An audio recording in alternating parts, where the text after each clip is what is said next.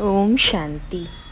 12 दिसंबर 2024 के भगवान के महावाक्य। शिव बाबा कहते हैं, मीठे बच्चे, ये पढ़ाई जो बाबा पढ़ाते हैं इसमें अथाह कमाई है, इसलिए पढ़ाई अच्छी रीति पढ़ते रहो, लिंक कभी ना टूटे। आज का प्रश्न है, जो विनाश काले विपरीत बुद्धि है उन्हें तुम्हारी किस बात पर हंसी आती है? उत्तर, तुम जब कहते हो अभी विनाश काल नज़दीक है तो उन्हें हंसी आती है। तुम जानते हो बाबा यहाँ बैठे तो नहीं रहेंगे, बाबा की ड्यूटी है पावन बनाना। जब पावन बन जाएंगे तो ये पुरानी दुनिया विनाश होगी, नहीं आएगी। ये लड़ाई है ही विनाश के लिए। तुम देवता बनते हो तो इस कलियुगी छीछी सृष्टि पर आ नहीं सकते। ओम शांति। रूहानी बाबा बैठ रूहानी बच्चों को समझाते हैं। बच्चे समझते हैं हम बहुत बेसमझ बन गए थे, माया रावण ने बेसमझ बना दिया था। यह भी बच्चे समझते हैं कि बाबा को ज़रूर आना ही है, जबकि नई सृष्टि स्थापन होनी है। त्रिमूर्ति का भी चित्र है, ब्रह्मा द्वारा स्थापना, विष्णु द्वारा पालना और शंकर द्वारा विनाश, क्योंकि करन करावन हार तो बाबा है ना। एक ही है जो करता है और कराता है। पहले किसका नाम आएगा? जो करता है, फिर जिस द्वारा कराते हैं। करन करावन हार कहा जाता है ना। ब्रह्मा द्वारा नई दुनिया की स्थापना कराते हैं।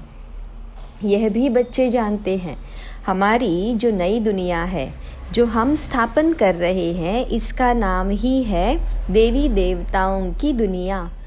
सतयुग में है ही देवी देवता, किसी और को देवी देवता नहीं कहा जाता। वहाँ मनुष्य नहीं होते, है ही एक देवी देवता धर्म, दूसरा कोई धर्म है ही नहीं। अभी तुम बच्चों की स्मृति में आए हैं कि बरोबर हम देवी देवता थे। निशानियाँ भी है, इस्लामी, बौद्धी, क्रिश्चियन आदि सबकी अपनी अपनी निशानी है। हमारा राज्य जब था तो और कोई नहीं था, अभी फिर और सभी धर्म है, हमारा देवता धर्म है नहीं।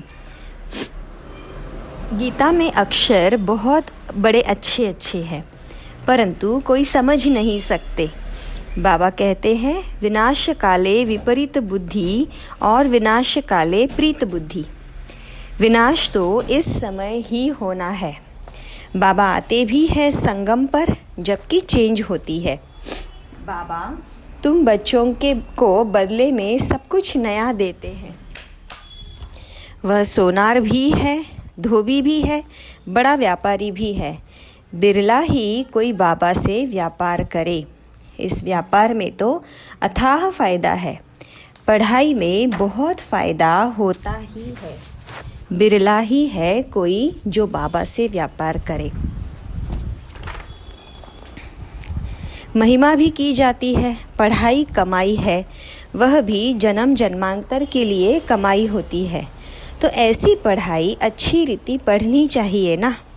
और पढ़ाता भी बहुत सहज हूँ, सिर्फ एक हफ्ता समझकर फिर भल कहाँ भी चले जाओ, तुम्हारे पास पढ़ाई आती रहेगी, अर्थात मुरली मिलती रहेगी, तो फिर भी लिंक कभी नहीं टूटेगी। यह है आत्माओं की परमात्मा के साथ लिंक। गीता में भी यह अक्षर है, विनाश काले विपरीत बुद्धि विनश्यन्ति, प्रीत बुद्धि विजयन्ति। तुम जानते हो इस समय मनुष्य एक दो को काटते मारते रहते हैं।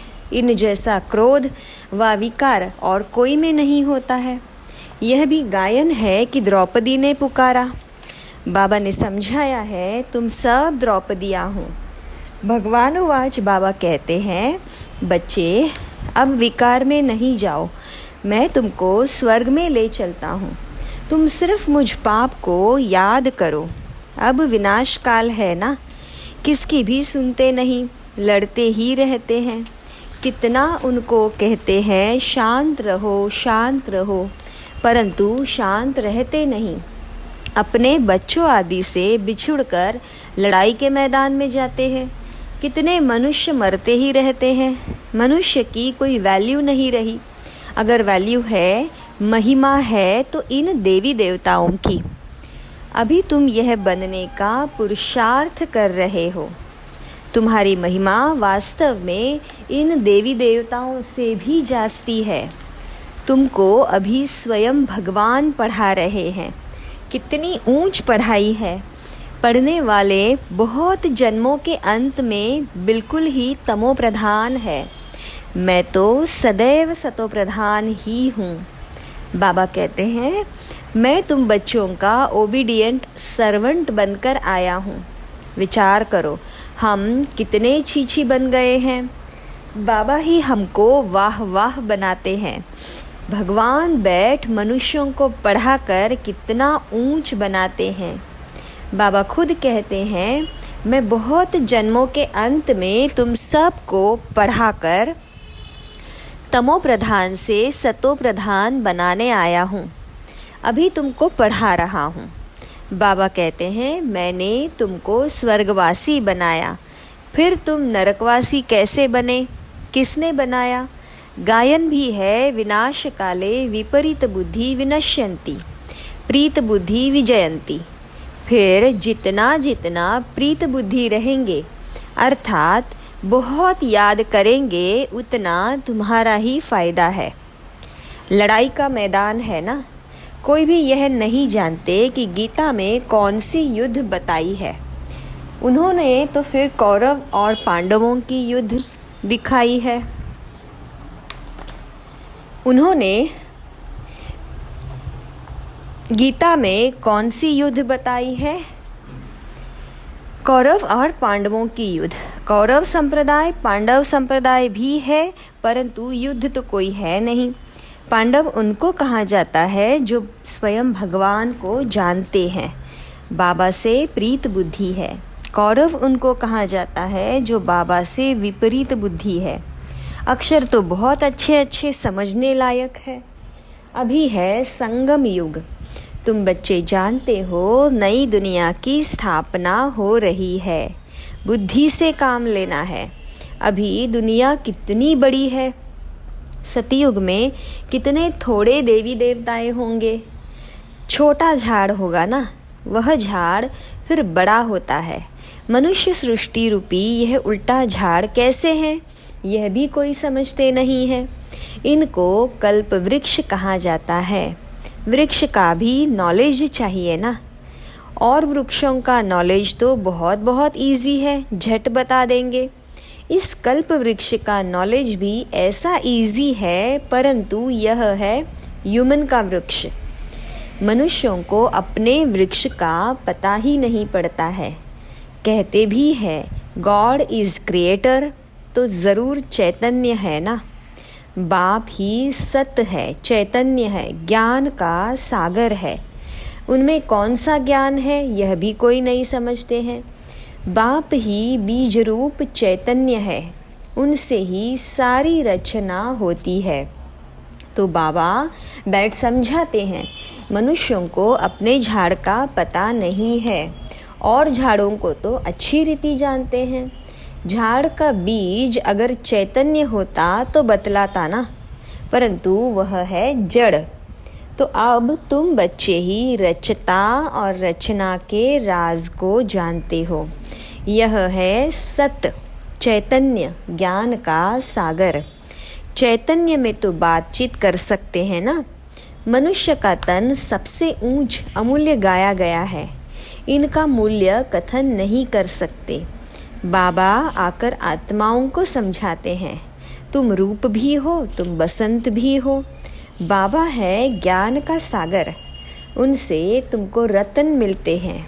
यह ज्ञान रत्न है, जिन रत्नों से वह रत्न भी तुमको ढेर मिल जाते हैं। लक्ष्मी नारायण के पास देखो कितने रत्न हैं। हीरे जवाहरों के महलों में रहते हैं। नाम ही है स्वर्ग, जिससे तुम मालिक बनने वाले हो। कोई गरीब को अचानक बड़ी लॉटरी मिलती है तो पागल हो जाते हैं ना। बाबा भी कहते हैं तुमको विश्व की बादशाही मिलती है तो माया कितना ऑपोजिशन करती है। तुमको आगे चल पता पड़ेगा कि माया कितने अच्छे अच्छे बच्चों को भी हप कर लेती है, एकदम खा लेती है। तुमने सर्प को देखा है, मेंढक को कैसे पकड़ता है, जैसे गज को ग्राह हप करते हैं। सर्प मेंढक को एकदम सारे के सारे हप कर लेता है। माया भी ऐसी है, बच्चों को जीते जी पकड़कर एकदम ख़त्म कर देती है, जो फिर बाप का नाम भी कभी नहीं लेते। योग बल की ताकत तुम्हारे में बहुत कम है, सारा मदार योग बल पर है। जैसे सर्प मेंढक को हप करता है, तुम बच्चे भी सारी बादशाही को हप करते हो। सारे विश्व की बादशाही तुम 1 सेकंड में ले लेंगे। बाबा कितना सहज युक्ति बताते हैं, कोई हथियार आदि है नहीं। बाबा ज्ञान योग के अस्त्र शस्त्र देते हैं, उन्होंने फिर स्थूल हथियार आदि दे दिए हैं। तुम बच्चे इस समय कहते हो बाबा हम क्या से क्या बन गए थे। जो चाहे सो कहो, हम ऐसे थे ज़रूर। भल थे तो मनुष्य ही, परंतु गुण और अवगुण तो होते हैं ना। देवताओं में है दैवी गुण, इसलिए उन्हों की महिमा गाते हैं। आप सर्वगुण संपन्न, हम निर्गुण हारे में कोई गुण नहीं। इस समय सारी दुनिया ही निर्गुण है, अर्थात एक भी देवताई गुण नहीं है। बाबा जो गुण सिखलाने वाला है उनको ही नहीं जानते, इसलिए कहा जाता है विनाश काले विपरीत बुद्धि। अब विनाश तो होना ही है संगम युग पर, जबकि पुरानी दुनिया विनाश होती और नई दुनिया स्थापन होती है। इनको कहा जाता है विनाश काल। यह है अंतिम विनाश, फिर आधा कल्प कोई लड़ाई आदि नहीं होती है। मनुष्यों को तो कुछ भी पता नहीं है। विनाश काले विपरीत बुद्धि है तो ज़रूर पुरानी दुनिया का विनाश होगा ना। इस पुरानी दुनिया में कितनी आपदाएं हैं, मरते ही रहते हैं। बाबा इस समय की हालत बतलाते हैं। फ़र्क तो बहुत है ना। आज भारत का यह हाल है, कल भारत का क्या होगा। आज यह है, कल तुम कहाँ होंगे। तुम जानते हो पहले नई दुनिया कितनी छोटी थी, वहाँ तो महलों में कितने हीरे जवाहर आदि होते हैं। भक्ति मार्ग में भी तुम्हारा मंदिर कोई कम थोड़े ही होता है। सिर्फ कोई एक सोमनाथ का मंदिर थोड़े ही होगा। एक कोई बनाएगा तो उनको देख और भी तो दीवारों में पत्थर आदि लगाते हैं। इन पत्थरों की क्या वैल्यू होगी। इतने छोटे से हीरे का भी दाम कितना है। ये ब्रह्मा बाबा जौहरी था। एक रत्ती का हीरा होता था 90 रुपया रत्ती। अभी तो उसकी कीमत हज़ारों रुपया है, मिलते भी नहीं है। बहुत वैल्यू बढ़ गई है। इस समय विलायत आदि तरफ धन बहुत है, परंतु सतयुग के आगे ये भी कुछ नहीं है।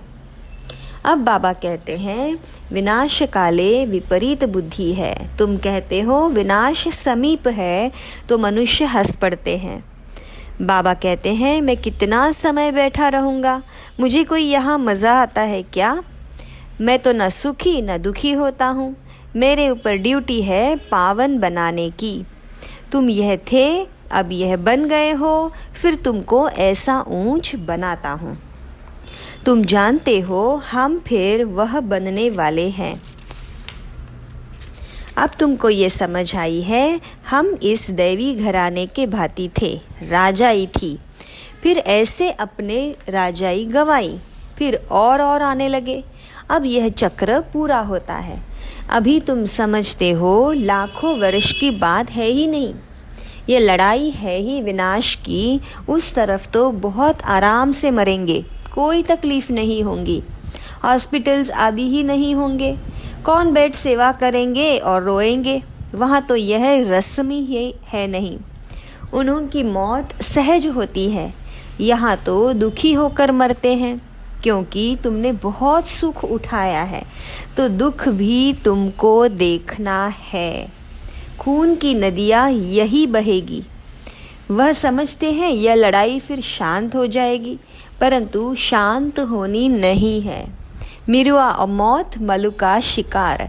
तुम देवता बनते हो, फिर कलयुगी छीछी सृष्टि पर तुम आ नहीं सकते। गीता में भी है, भगवान उवाच, विनाश भी देखो स्थापना देखो। साक्षात्कार हुआ ना, ये साक्षात्कार सब अंत में होंगे। फलाने फलाने यह बनते हैं, फिर उस समय रोएंगे, बहुत पछताएंगे, सज़ा खाएंगे, नसीब कुटेंगे, लेकिन कर क्या सकेंगे। यह तो 21 जन्मों की लॉटरी है। स्मृति तो आती है ना, साक्षात्कार बिगर किसको सज़ा नहीं मिल सकती है, ट्रिब्यूनल बैठती है।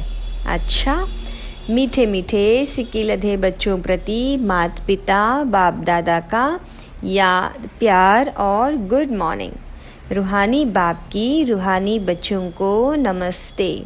हम रूहानी बच्चों की रूहानी बाप दादा को याद, प्यार, गुड मॉर्निंग और नमस्ते। शुक्रिया मीठे बाबा, शुक्रिया।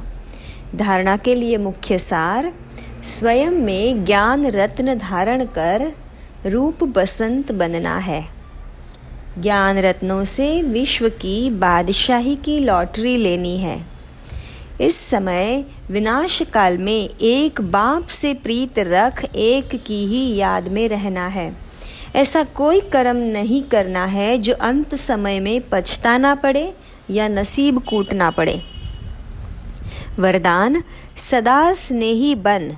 उड़ती कला का वरदान प्राप्त करने वाले निश्चित विजयी निश्चित निश्चिंत भव। स्नेही बच्चों को बाप दादा द्वारा उड़ती कला का वरदान मिल जाता है। उड़ती कला द्वारा 1 सेकंड में बाप दादा के पास पहुंच जाओ तो कैसे भी स्वरूप में माया आई हुई है, आपको छू नहीं सकेगी। परमात्म छत्र छाया के अंदर माया की छाया भी नहीं आ सकती। स्नेह मेहनत को मनोरंजन में परिवर्तन कर देता है। स्नेह हर कर्म में निश्चित विजय की स्थिति का अनुभव कराता है। स्नेही बच्चे हर समय निश्चिंत रहते हैं। स्लोगन, नथिंग न्यू की स्मृति से सदा अचल रहो तो खुशी में नाचते रहेंगे। अच्छा, ओम शांति। शुक्रिया बाबा, शुक्रिया।